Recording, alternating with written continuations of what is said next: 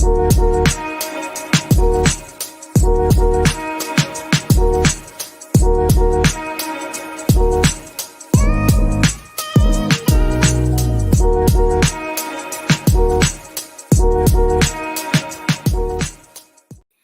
guys, welcome to Fantasy Effect episode 45. Dude, you're getting a Dell.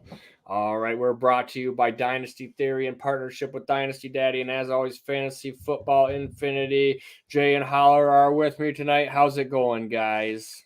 Good, man. I'm doing awesome. I really hope that people get that reference and it's not too dated for any of our younger audience. I immediately got it. Well, hell yeah. We're about the same age, so that makes sense. That's true. When you sent it in our little chat, it took me a second, but I got it as well. Hell I was yeah. like, wait a second. I had to look at it twice, and then I didn't have to look it up at least, so that's good. Wait That's a good. second. How old are you, Holler? I am 31. Oh, Oh, okay. dude, you're older than I Yeah. am. Shit. Yeah, What? so Shoot. Jeez Louise, I'm like the elderly statesman of this podcast.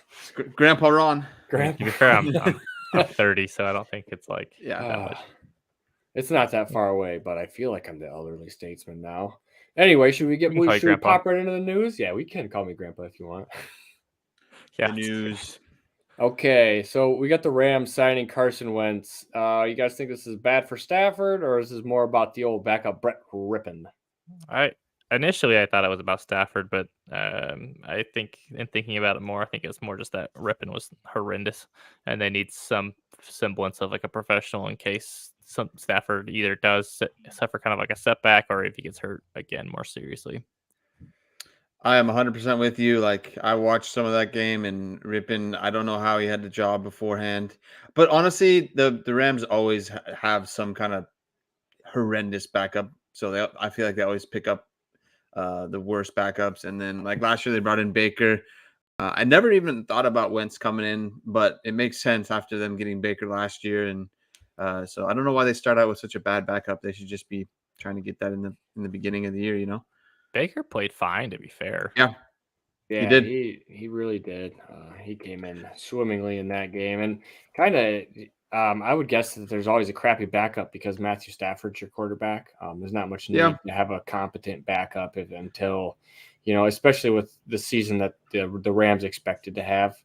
I would think you don't want to waste the money on your cap space on freaking Teddy Bridgewater. They got kind of in a bad situation too because I forget his name, but the kid out of Georgia, Stetson Bennett, left the team throughout the season too, and I think he was their backup. So they're really on like their third string. Yes. Yeah, that is true also, yeah. Okay, some disappointing injuries. Dallas Goedert to the IR with a fractured forearm, 4 to 6 weeks, I believe I saw on the recovery time for that. Yeah. Pretty much done for fantasy seasons for the most part. I guess that would, if it's about right. 4 weeks, it would put them closer to playoff time, if I'm doing my math right, but that's always dangerous. Yeah, don't ask me to do the math. That's for sure. It's too much counting. Yeah, way too much. Not enough fingers for that. Justin Fields listed as doubtful for Thursday Night Football. Anybody surprised by this? I mean, a little bit, because there was a report over the weekend saying that he should be ready to go, and then Eberflus at his press conference said something to the fact that he wasn't medically cleared, and they listed him as doubtful, but then he had like a 51% chance to play or some random shenanigans. So, dude, I don't know what's happening. It's a disaster, which shouldn't really surprise anybody in Chicago, but sure. I think it's going to be Bagent Zero, dude. Okay. Bagent Zero. I never can say it right, and I always fumble over it. It's like agent. It's like agent. Okay, just agent. I always think of it just as baguette, just baguette, like a nice baguette. Yeah. So yeah, I mean, try. I agree. I was a little surprised because I have a couple shares of Justin Fields, and I was ready to put him back in, and so I was doing it yesterday and putting him in, and I just assumed, I don't know why, but I assumed he was progressing well, and I don't know if he had a setback or anything, but just a little bit of a bummer. Sounds like the doctor won't clear him.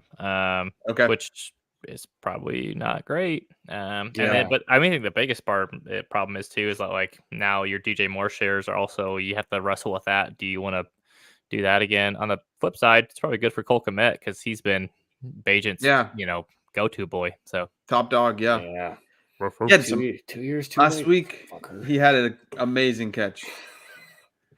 Anyway, sorry, I'm angry with Cole Kmet. Anyway, are you? I'm happy. Hit it pretty well. I'm happy he.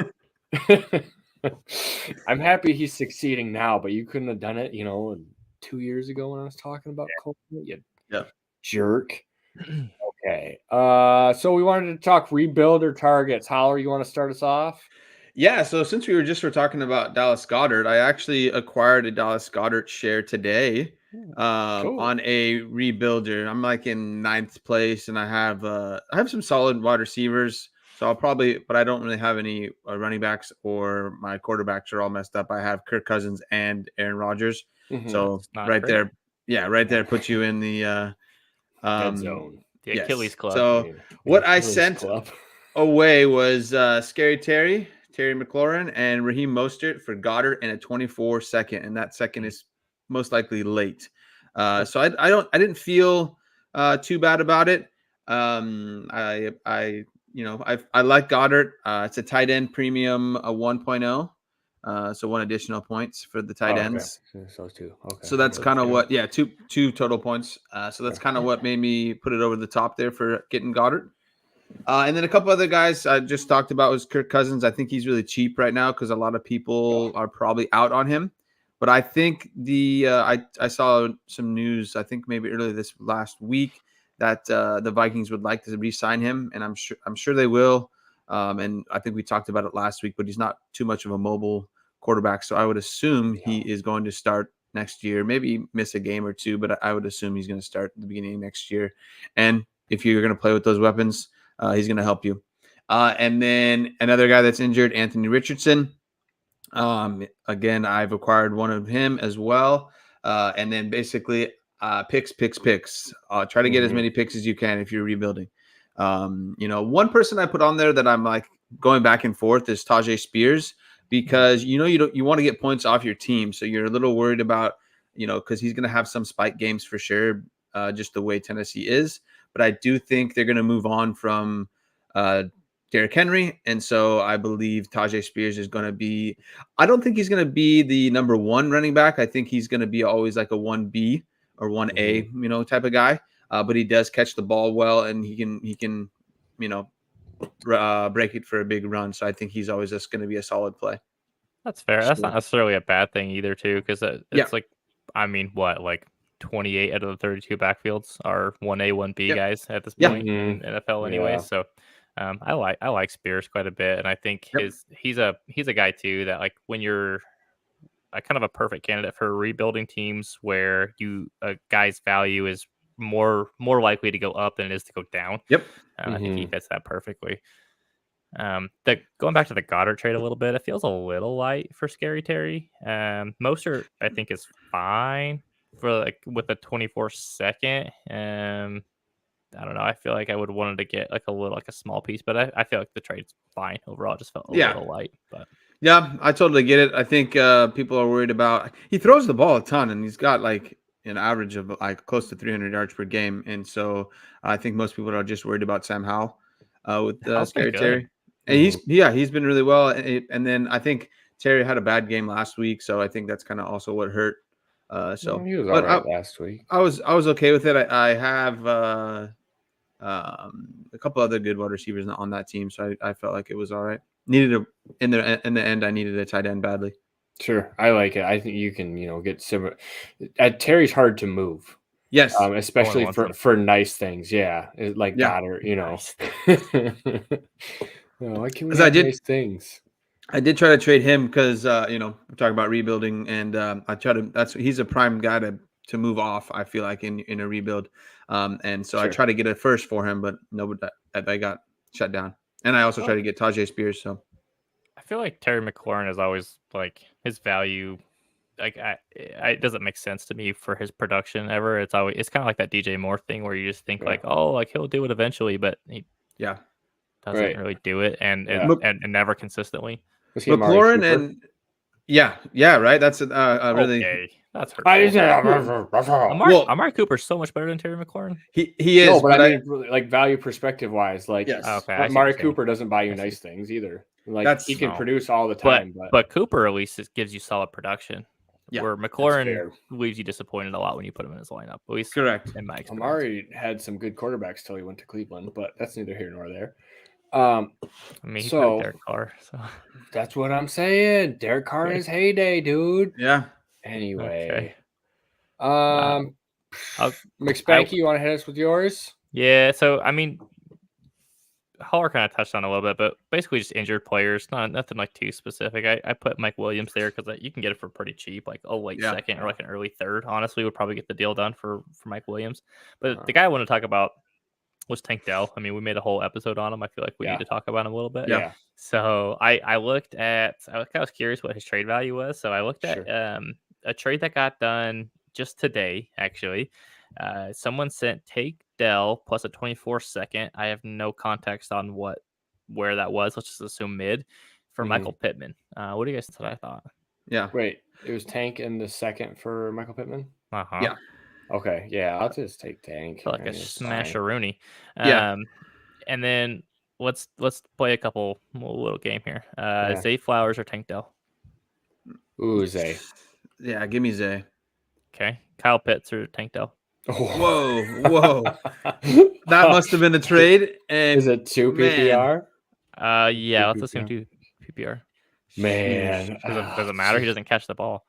Right. Jeez, Louise, that's so hard. It's like the name is just so it really keeps you there. This one's easy for me. How many tight ends are on my roster? Yeah. Give me Kyle Pitts. If I have Sam Laporta, I think I might do it. I would smash Tank Dell there. Kyle Pitts is dead to me.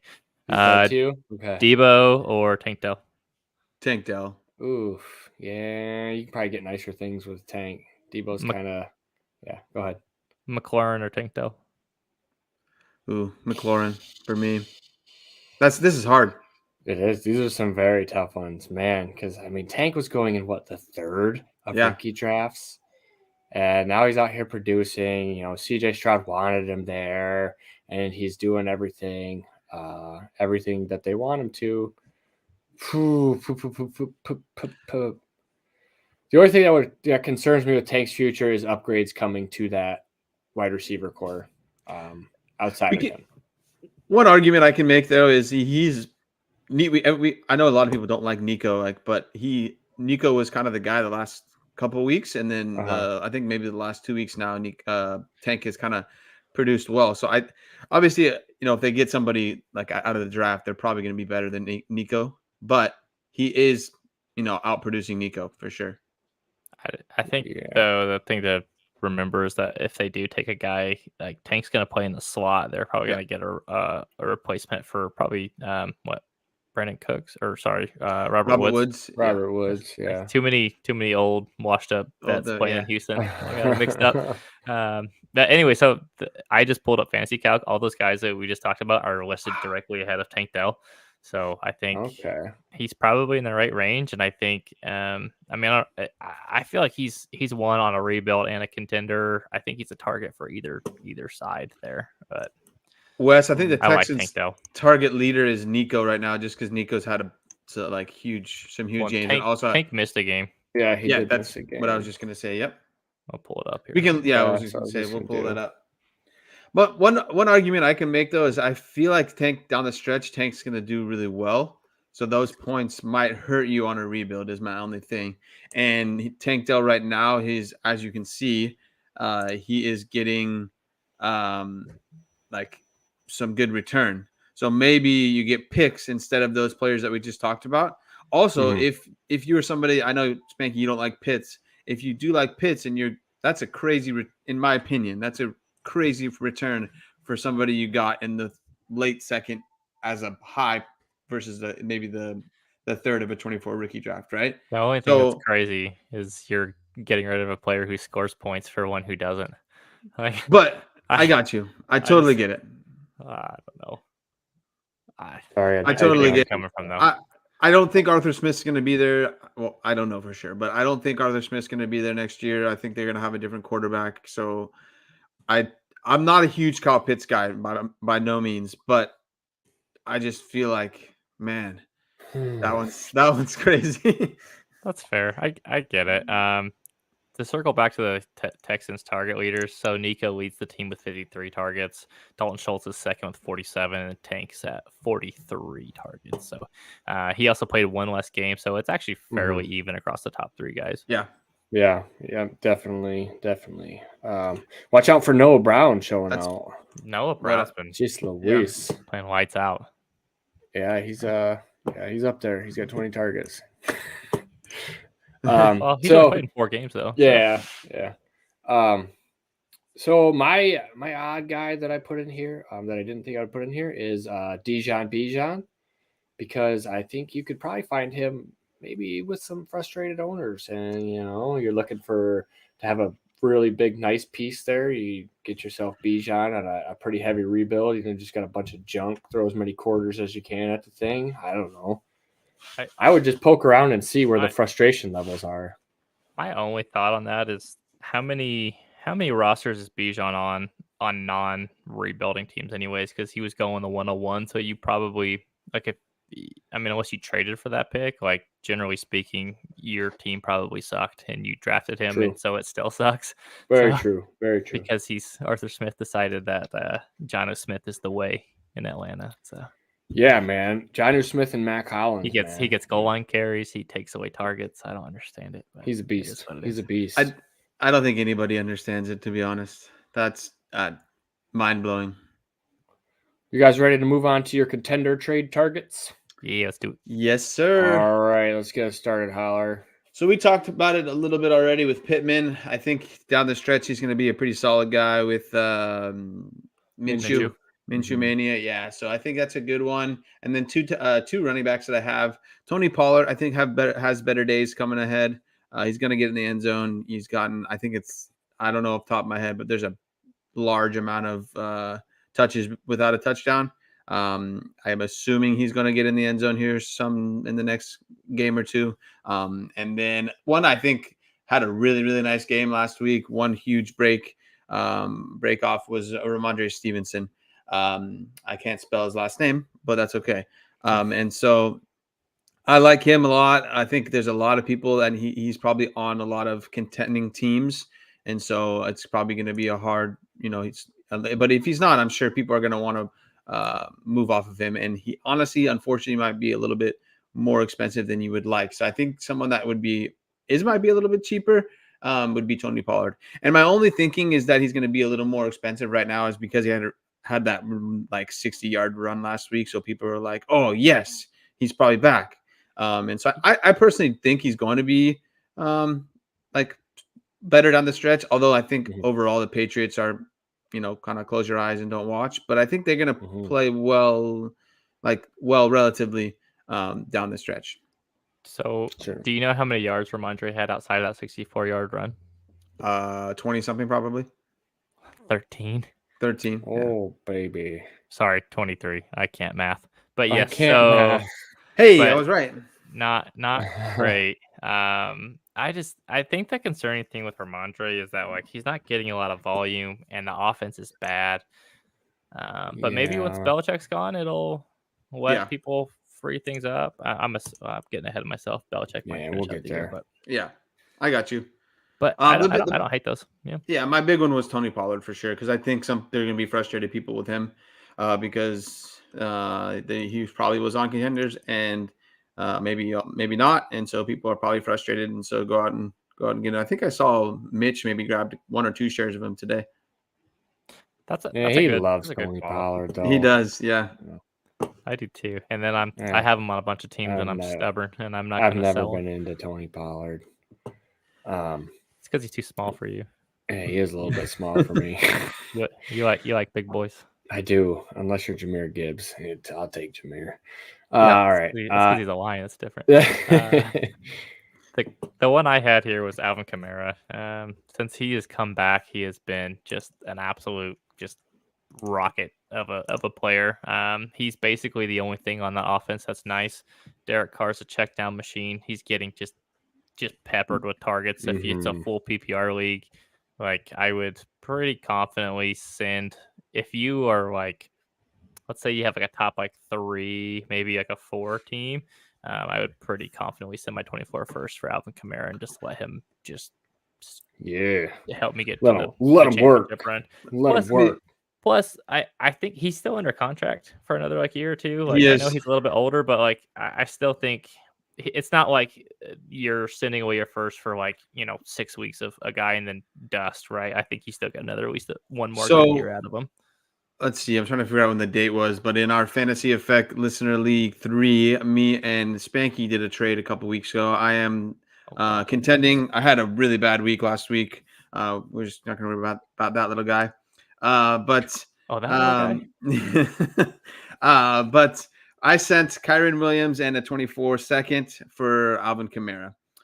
So I felt like that was good on both sides. Spanky is on the lower end of the rankings, and I am on the high end, and so I felt like that was a good trade on both sides. Yeah, I hate myself a little bit for that now. It is what it is. I would answer this guy's trade question real quick. Dolgatar up here. He's got Stefan and Amari Cooper, and someone is offering T. Higgins and Chris Olave. I am smashing T. Higgins and Chris Olave. Wait, you're getting Higgins and Olave? Yes, for Stefan Diggs and Amari Cooper. Is that a redraft? I feel like it's got to be. Look to me, yeah. If it's redraft, I mean, it could be different. But I would still take it though. Dynasty, I'm taking it. Dynasty is a smash. Redraft, I think I'm still taking that just because the upside for Higgins and Olave's there, and give me the depth, especially through the bye weeks and the playoff run. Like, really, they can't be that too far off. Who knows with like Stephon Diggs? To be honest, yeah. He's got a little bit of Antonio Brown in him. Yeah. He's got all the good qualities of Antonio Brown. Yes. Yeah, a little bit of the... He's an interesting character. He's good at football.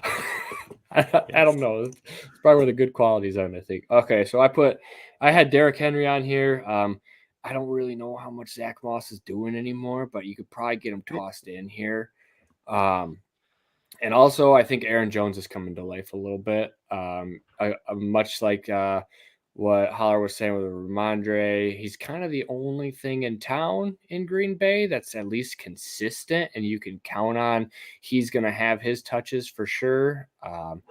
Should be, we should see more and more throughout the year, I think, for Aaron Jones. I think he's finally healthy is the biggest thing. So he should start getting more carries, which he got a lot of volume last week. He didn't do a ton with it. He did score, so that's nice. But yeah, he did. What are you paying for Aaron Jones? I don't think you have to give up too much, right? Can I maybe do it for a second? Yeah, and maybe a third. Right. Yeah, I mean, maybe 3 and get the deal done. Yeah, would you do it for 2 seconds? Would you push yourself to 2 seconds? No. I don't think so. Just because I don't. Let me pull up his contract actually, but I don't think he has much left, and I don't think he has a lot of juice left. Yeah, but he's going somewhere good if he leaves Green Bay. Is he? But not as the guy though. Spot. Like I think he'll be the. He's never been able. I don't think he's ever been able to be the guy. He had Jamal Williams for so long. It's that 1A, 1B kind of deal. Look, Jamal took carries from him. He did. He did the in between tackles, in between the tackles work. He did. He did. He's got one more year in his contract. Okay, so he'll be in Green Bay next year. And part of me worries if he's going to say he was not having that one more year. Is he going to be like? I know he's better than Lenny, but is like nobody wanted. That's fair. Fournette. So I wouldn't want to cream Hunt either. Exactly. So that's my worry, and I would not want to put like 2 seconds. If I needed a running back and I felt like I was in the number 1 spot, and I had 2 late seconds. Say I had somebody else's second that was, it wouldn't sit good with me. It wouldn't sit good with me for sure. But if I felt like that was going to put me over the top, I probably would do it. But I would really hope I win though. But I also kind of what Wes just put in there is Aaron Jones still a good play with a Q next to his name. And I mean, it's always on the injury report. That's nothing new. He looked good. Like he finally looked a little healthy last week, but who knows? Maybe he gets banged up again, and you sent 2 seconds away, and then boom, that's a bummer. He looked good. He averaged 3 yards a carry, so it wasn't like baby. He hit that touchdown really salvaged his day. Yeah, absolutely. Hey, if anybody's getting in the end zone on that team, it's him. That's for sure. Okay, moving into the Week 10 matchups. Let's do it. Moving right along here. Chiefs, Eagles, Dolphins, Rams, all on buys. Bye week from hell. Yeah, dude. This is about as bad as last week. That's for sure. Yeah, that's exactly what I was thinking. So if you're playing any of your top ranked teams in the league, this is the week because chances are they probably have like Tua and Hill and some of these guys. So wow, you able to beat some of the top teams. I had last week and this week in the Fantasy Effect Listening League 3. Holy smokes! Most of my good guys, were last week and this week. And last week I don't even think I cracked 100 points. It was bad. Yeah, I had a couple sad ones, and I thought they were rebuilders, and they were not. I lost to undefeated team because I showed you guys the quarterback room. All 3 of my quarterbacks were on bye, and Justin Fields was out, so I had no quarterbacks to start in that league. That really hurt. Yep. Anyway, okay. Week 10 matchups. So we start the week off with a real bang here. Panthers at the Bears. Hey, I'm hoping my wife goes into labor during the game, so I don't. So you don't have to watch. Yeah, you know what I mean. Like we're gonna head out. Like, honey, I'm not gonna watch the game just for you. Sure. I mean, holler. Somebody in the chat said today, we all have free will, so you could just change the channel if you want to. You don't have. This isn't a Clockwork Orange. Nobody's holding your eyeballs open. It's hard. It's like that remote. You try to hit the button, and it just always goes back, and no matter how bad it is. I feel you. I'm gonna probably watch the Loki finale and be disappointed. Even in bad that football one too. Still entertaining is the thing. Yeah, so that's very true. Very true. Also, at least we get to watch Bryce Young. I was gonna say this is just gonna be a win-win situation for the Bears. Either they win and the Panthers lose, who they have the draft pick, or Bears lose and their own draft pick's better. Like I think Bears in a good house money, baby, house money. Exactly.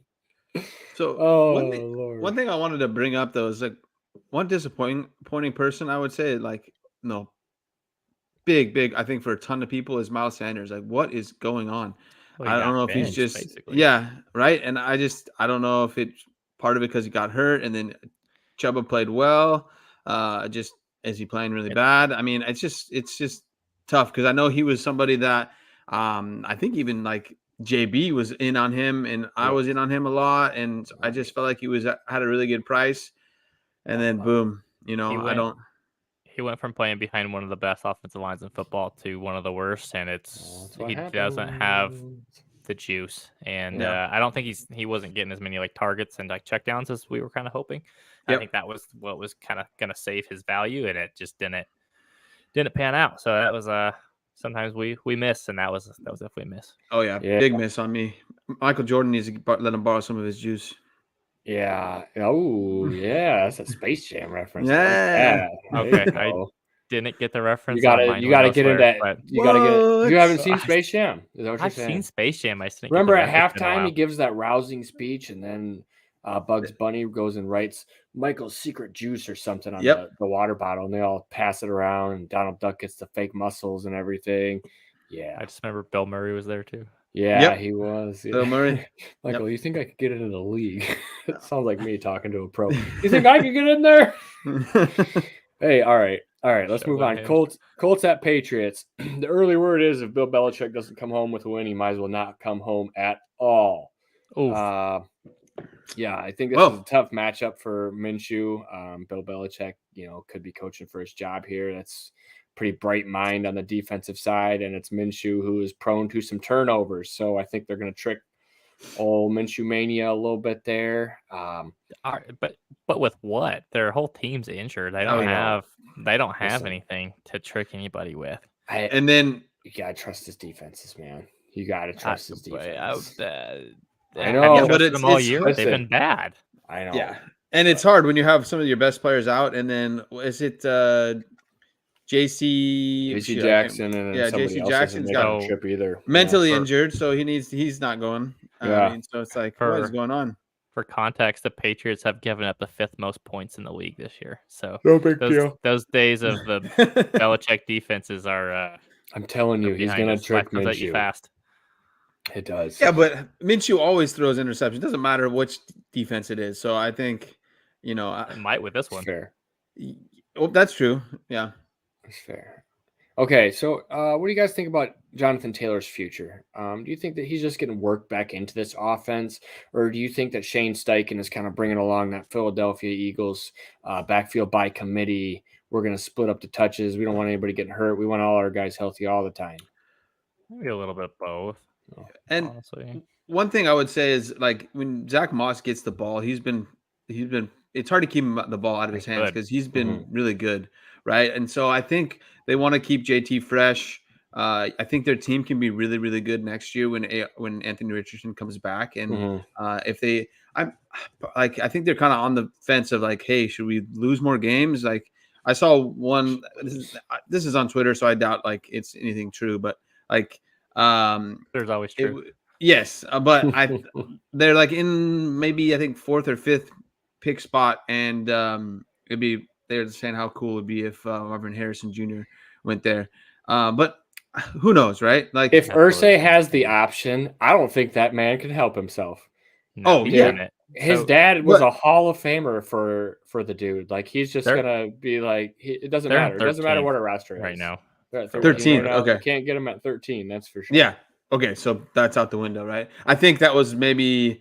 Have they won the last couple games or something? Because I think the last game. I think. Okay, that's what it was. Because I think it was like maybe 2 weeks ago. Losing, guys. 2 weeks ago that I saw, but I think they're going to end up in that range, right? And so hopefully they don't. You never know what Irsay is going to do, but they're definitely not going to get Marvin Harrison Jr. there. So I think overall, though, I think that team is going to be solid next year when Anthony Richardson comes back. So I think they'll get themselves maybe another wide receiver or I'm assuming a good defensive player. And so I think overall they're probably doing a little bit of running back by committee. But I really think the biggest thing is Zach Moss is playing really well.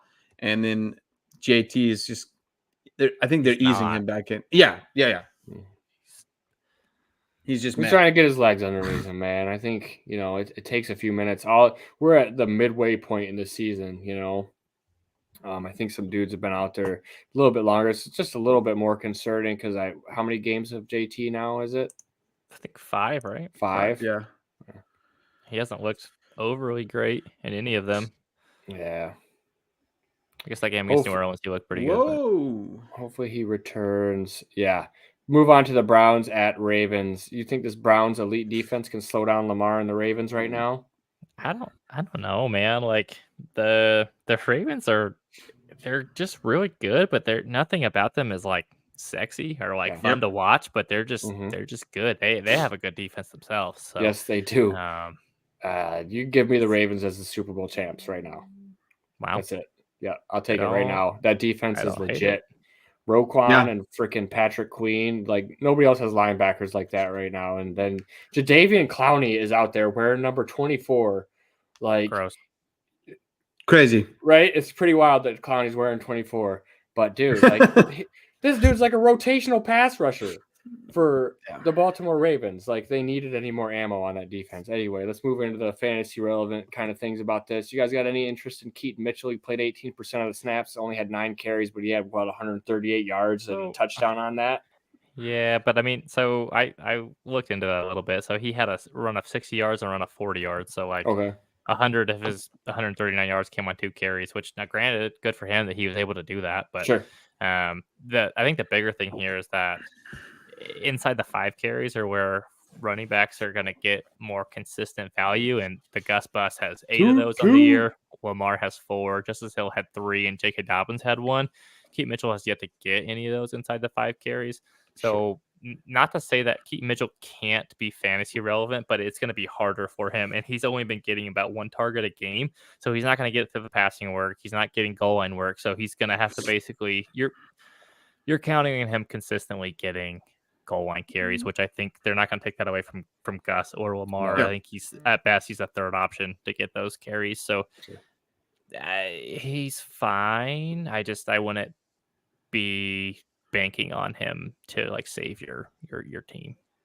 Yeah, so that's totally where I'm at as well. Like before I went back, I was like, whoa, he had 100 and something yards. And so I went and looked at what and I saw that 60-yard run and 40-yard run. I was like, oh, okay, that makes a little more sense. Yep. But honestly, it's like it's hard to pick. Like even between sometimes I know Gus has been getting a lot of the red zone carries, but there's times that they give Justice Hill the ball and he takes it in the end zone. And so the last couple of weeks, though, we've seen that the guy they put in they use in the red zone is Gus Bus, and so I think if I had to pick one guy and I feel confident and I wouldn't really feel confident, but what I would feel the most confident with would be Gus Bus because I feel like he's going to get those touchdowns, and that's the meat and potatoes, right? That's those 6 points, right? So I think Mitchell also I don't know for sure, but that game I think he was used when that game was out of hand. And so that probably is why he was getting more carries. And I don't think they always use multiple running backs, right? And so I think that game was out of hand. And so they're going to just, I saw a ton of people blowing. I mean, obviously there's no reason to keep your fab, but blowing your fab for blowing your load. Say it. Just go ahead and get it out there. All right. So yeah, go ahead. I totally agree. Gus is that between the tackles, red zone grinder. Let's just shove it into the end zone. There's nothing exciting about Gus except for his fantasy points, and that is it. Yep. Okay, you guys want to move on to the Packers at the Steelers? I left Spanky speechless. I love it. You really did. You guys think Christian Watson's a little bit injury prone? I'm just gonna read the notes here verbatim. No, he just sucks. I love it. Did I write that? I didn't write that, but I believe it. I believe it. What do you guys? Are you guys in or out on George Pickens? He's deleted all his Steelers related content on his social media. I don't know how much of a power play this can be for a guy that, I mean, he's had a few flashes in the pan. You're not really a superstar, so you can't really force your way out of talent, I don't think. I don't know that anybody's willing to take on that type of attitude into their building for someone who hasn't really shown it on the field either. I think I'm out. He's got not enough production in a lot of the wide receiver, like stereotypical like diva in him, and he's playing on a bad. He's playing on a bad offense with a bad quarterback, a bad offensive coordinator, and if he does get traded, it's going to be like, well, I guess he can't get traded, right? They would have to just cut him because they're past the trade deadline. So I don't think he's going anywhere. Yep. I don't think Mike Tomlin's the kind of guy that's not going to put up with this kind of crap. So if anything, he's just not going to see the field a lot because I saw a quote from Tom, I don't know exactly what it was, but something like Tomlin, like he was okay with him being upset because he wants the ball. He wants a guy that wants the ball. And so I think Tomlin, he's the type of coaches that can kind of like ignore the diva part of it and kind of redirect what he's doing. But at the end of the day, I agree with you, Spanky, that he would probably like not put him on the field, right? And they're just going to go to Deontay Johnson more. So for me, I've almost always been out on Pickens as well. I have a couple shares, but I'm definitely out on Pickens, and that's he to me he's always been a boomer bust guy, and most of the time is more bust than boom. Can we just talk about how bad that what should have been a touchdown catch was? Oh my goodness! Where he had so much field and he took the world's longest stride to step out of bounds. Drop your damn foot! My goodness! I think any receiver on the practice squad of any of the 32 NFL teams could have brought 2 feet in. But listen, it's got to be Sports Center worthy, or he's not going to do it. I think that's kind of the problem. Like if it's not fancy and awesome, like he's like, I'm not doing it. All right. Well, but if anybody could deal with an attitude type of person, it is Mike Tomlin. He's dealt with the likes of Lev Bell, Antonio Brown, Ben Roethlisberger, the Pouncey. They were all in the locker room at the same time, which is insanity. I can only imagine. I wish I was a fly on the wall at the things that were said in that locker room. Anyway, let's move on. Winning helps. Go ahead. Yeah, winning does help a lot of things. That's true, too. They were very good then. 49ers at Jaguars. Is Brock Purdy the future? So, dude, I don't know. Because I would have said yes like a few weeks ago, but he's put together some of the worst football of his career so far. He is coming off the bye week though, so let's see if maybe he kind of pulled his head out of his butt a little bit. Yeah. The thing, and I think Ron, you put this in the notes, is that his contract, I mean, it's less than $1 million a year for the next couple of years. So it's like you can't really beat that, and you can continue to pay all your stars around him. Yep. So, well, the week when you were off, Spanky, I think I kind of talked about this a little bit, and I personally, I don't think he's the future, but because I think they have so many good players that they need a quarterback to not lose them the game, and I feel like the last couple of weeks he's put them in situations where they were going to lose. I know the Browns game, the kicker missed the field goal and blah blah blah, but the week after that, he did not look good at all. And so I really that game. So yes. So we'll see. I'm really going to be watching Brock Purdy here this week to see how he comes back from the bye. But it's hard to, like you said, it's really hard to bring in another quarterback and have to pay them a bunch of money when you have this guy that most of the time keeps them afloat and puts them in positions to win when he's so cheap. Well, and it's like who are you gonna get too? Like you're gonna go out there and try to pay Kirk Cousins coming off an Achilles injury? Yep. Right. That's probably their best option. I believe Tannehill's a free agent. They could always try that route.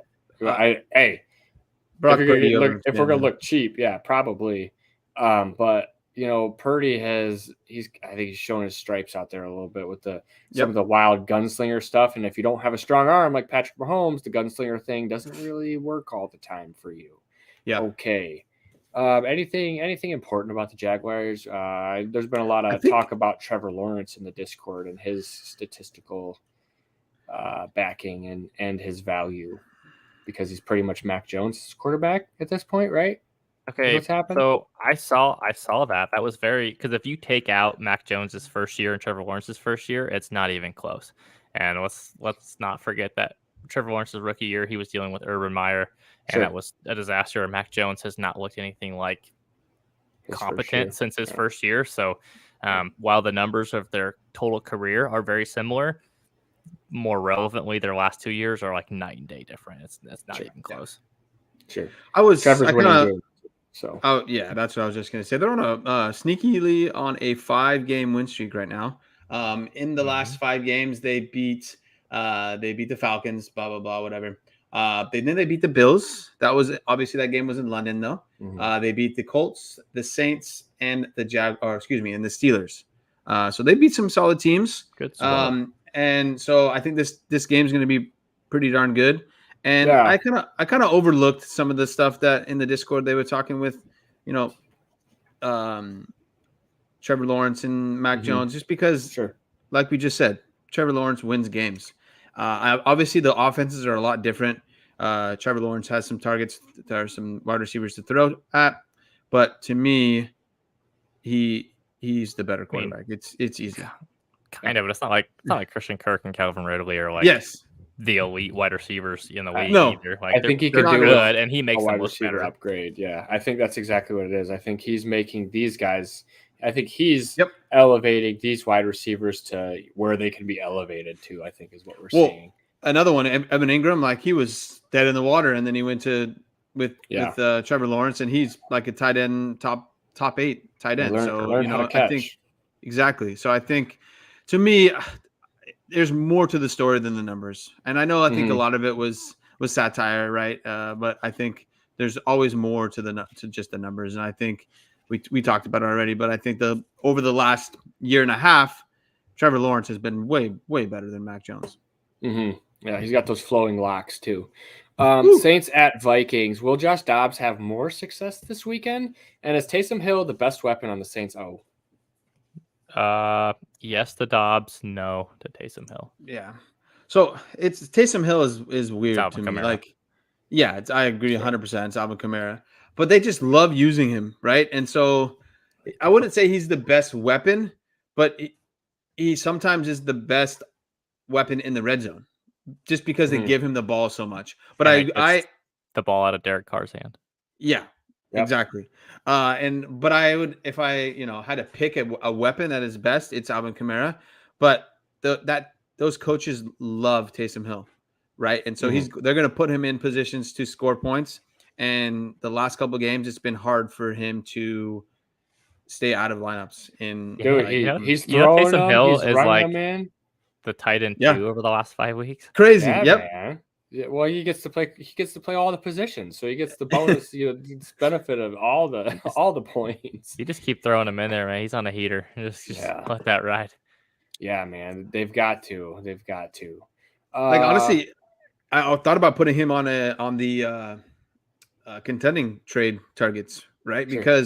But the hard part is with him is he's gonna have a game here where he gets 1 or 2 points. Sure. So it's really hard to figure out what you're gonna bite you when he doesn't exactly. score.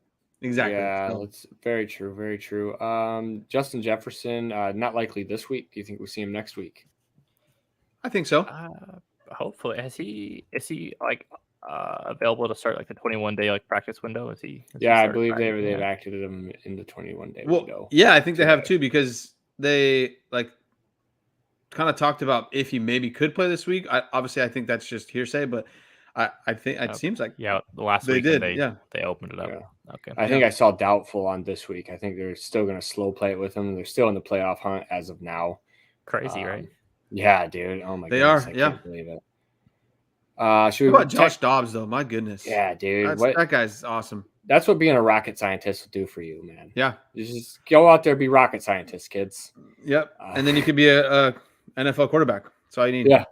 Perfect. Yeah. All right. Texans at Bengals. Jamar Chase and his back. Jamar's maybe his back injury would be something worth monitoring. So I was just looking that up. It sounds like it's not overly serious, but it does sound like he might miss this weekend. Yeah, he didn't practice today. It is Wednesday, so let's keep an eye out for Thursday and Friday, see what he does. Before we move on here, I like this from Wes. Oh, sorry. I think we did the same thing. What value does Dobbs have in Superflex long term? Not much. Yeah. I don't see him starting past this year. I would have a hard time seeing any team looking at him as being this is my answer. Now, I think he's a good backup wherever he ends up. If you have that particular starter, I think he's probably worth rostering. It's just because what if he does get the chance to start for a week or two, he's going to be solid. But I don't think he's see, I don't even know if he's a bridge quarterback. Yeah. Honestly, I'm with Wes though, man. He's come into 2 different spots now, and I know it's been 1 week in Minnesota, but he's kind of shown that he can at least keep the thing afloat and maybe let a rookie sit there. He's won 2 games. But so if he's going to be a bridge, he's going to be on a bad team. So I don't think the pressure to win is there. Yeah, that's not going to lose him his job if you're not winning on a bad team. You know what I mean? For me, it's really hard to go out and if you're going to trade for him. And I think a lot of times with somebody like him, he's going to be dropped on a team that is I don't think he's going to be anything. And so it's hard to go out and trade for him. But I saw a alert. I think it was from Sleeper that he's just in the league. He's thought of as a high end QB2, right? So a backup, a high end backup, right? And so I think a team that has an older quarterback will probably bring him in and feel comfortable. Okay, I got Josh Dobbs as my backup.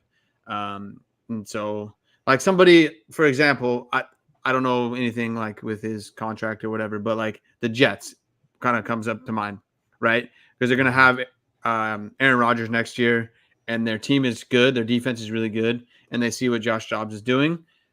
They need somebody better than Zach Wilson, and I think to me, Josh Dobbs is better than Zach Wilson. Real quick, do you guys know where how high Josh Dobbs is in quarterback rankings for fantasy football this year? I do not. I do not. I think he's top 20. He's 8th. Wow. Damn. So that was what I was going to say as well. Is we're talking about what the hell? Wes's question was, what value does he have long term in Superflex? So that's directly fantasy, right? That's what we're talking about. And the hard part with that though is, do we know he's going to get a job? I don't think right. So. And so that's the thing. Yeah. And so it's pretty awesome that when he's on the field, he produces for fantasy. But I think he's going to get a backup job next year, and then he will only get in if there's another injury. Sure. That's all fair. We got to move kind of quickly here through the rest of the stuff. CJ Stroud is better at home than he is on the road. That goes as most quarterbacks and everybody.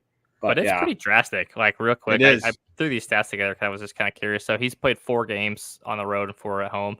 At home, he's thrown for 11 touchdowns. He's averaging 339 yards a game. On the road, he's only thrown 3 touchdowns and 227 yards a game. So, like, 100 yards less passing and, less than 1 touchdown a game. So it's pretty drastic. And then he's on the road against the Bengals. I think he's coming off a major, a huge game, probably his best game of his career so far. So I would just err a little bit of caution here with CJ Stroud this week. And I think he also, what we talked about with Bijan is I think he's on teams that are probably not that good. Mm-hmm. So with that, you're okay with it. I just would love to see him do better on the road and even those stats out a bit. Yeah. Okay. So we got Titans at Bucks. Will Levis has supplanted Ryan Tannehill now. That's good not hard. Pass catchers. Yeah. Bucks are the Bucks. Rashad White posted his best rushing day last weekend. I don't know. He probably could just be a one-off here. They've been bad running the ball. Only thing I was going to say is I think it's going to be hard to pick which game is going to be good on the ground or what. And so I think it's going to be a lot of up and down with Rashad White. The one nice thing with him is he's like the only running back in town, really. Yep. So he should get volume. Whether he does anything with it is another story, but the volume should be there. Yeah, exactly. Bucks better win this game. My goodness. Yeah, we'll see. The mailman's out there. Okay, we got Lions at Chargers in the afternoon slate. It's gonna be a good one. Yeah, let's see what the Gibbs Monty split looks like after what Gibbs has done over the past 2 weeks. It's probably still 60-40 or something like that. I don't think it'll be 50-50 yet. I don't know. And you think it's 60-40 Gibbs side? Or 60-40 Monty side? Probably Monty, right? Man. They're going to chew that clock up. They're going to keep Herbert off the field as much as they can. Although Herbert, I know Jets defense is really good, but Herbert did not look that good on Monday night. Oh, he's throwing to Quentin Johnston. So I think it's the Jets defense, and Keenan Allen's the only thing worth a damn out there right now. DPJ versus JMO. So I think this is kind of twofold with Donovan Peoples-Jones. I think they brought him in because Marvin left town, but I also think that JMO continues to struggle and DPJ need a field continues stretcher. To produce. He's got a spot on the team. It's like you have your hands full of 2 bags of trash. Hey, I've never been a DPJ fan. I'll tell you that right now. Hopefully he does well. What are you guys doing with QJ? Somebody's crying into a margarita. That was spot on. That's me. Okay. I'm not crying because I don't have too much of QJ, but it's just like I would say I'm crying when I watch. Zero. Man, it's sad, but because if you took him over presumably Zay Flowers and Sam Laporta. Yep. So that was my best. A-chain. My best avoid, I think, was QJ over the past few. That was a good call. I like that. Okay, so Falcons at Cardinals, the return of Kyler. Is this good for the Cardinals and Hollywood? Everybody beware. Call of Duty's coming out with a new game this weekend, I heard. Stole it from me. And you guys think Arthur Smith is going to survive? He's got 3 top 10 picks on his offense that he refuses to use. That's the thing. I think that's what's hardest about it is that he's taken 3 picks on his offense and his offense still sucks. His offense is the problem. The defense is fine, and he's an offensive-minded coach, and the offense is the problem on that team with 3 top 10 talents. Like, that doesn't add up, right? And he's probably not going to make the playoffs again this year. This will be, his 4th year? And he's been there for a minute now. If you haven't made the playoffs, generally you get about 3 years before you're out the door.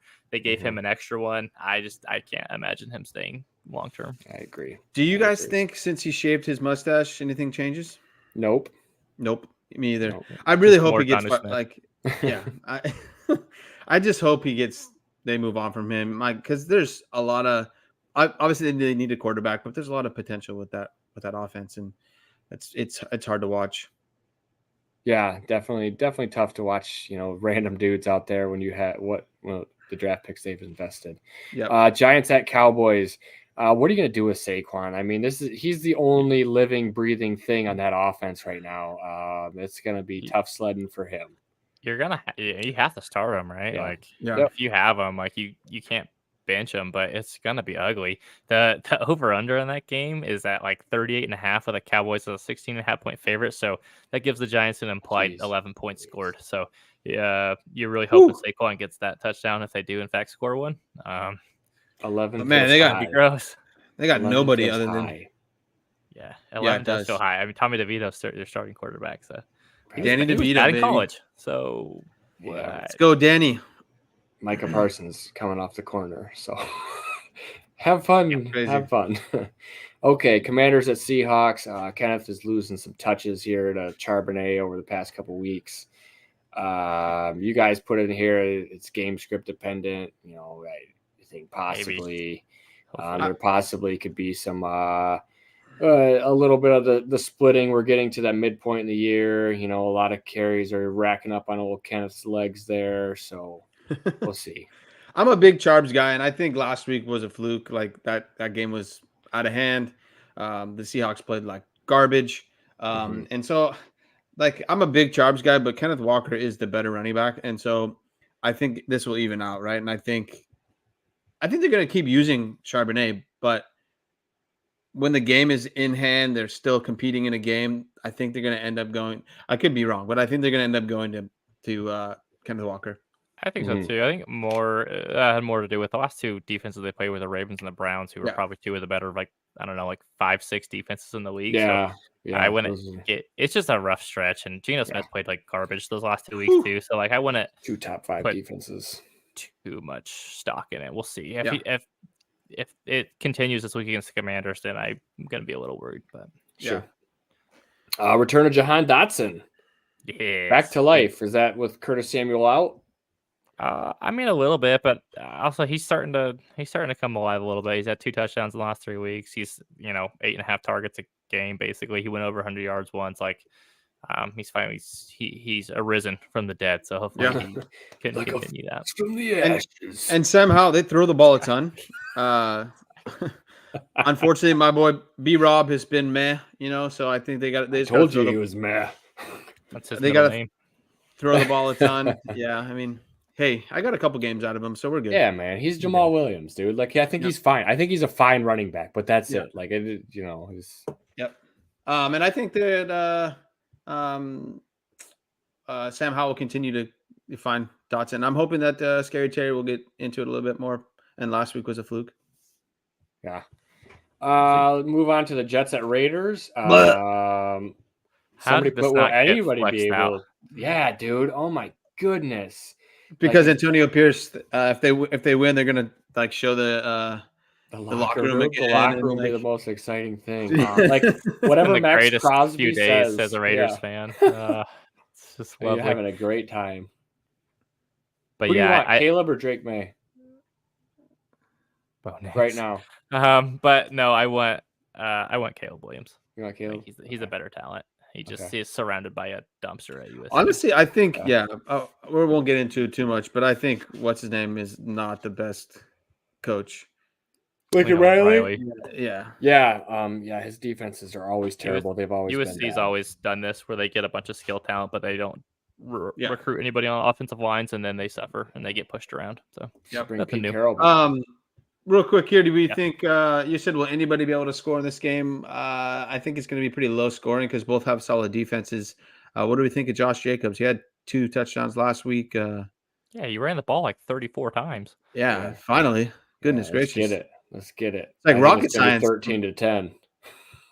Yeah. Let's see how Aiden O'Connell does. He kept the ball clean last week. He didn't do anything stupid. So good. He didn't do anything great either, but they got to win. So hopefully this is a tough test against the Jets defense. So we'll see how he does. Yeah, it's very tough.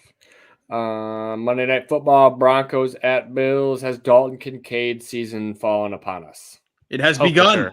It is here. It has arrived. It is time. But also, can we just talk about how all the island games this week suck?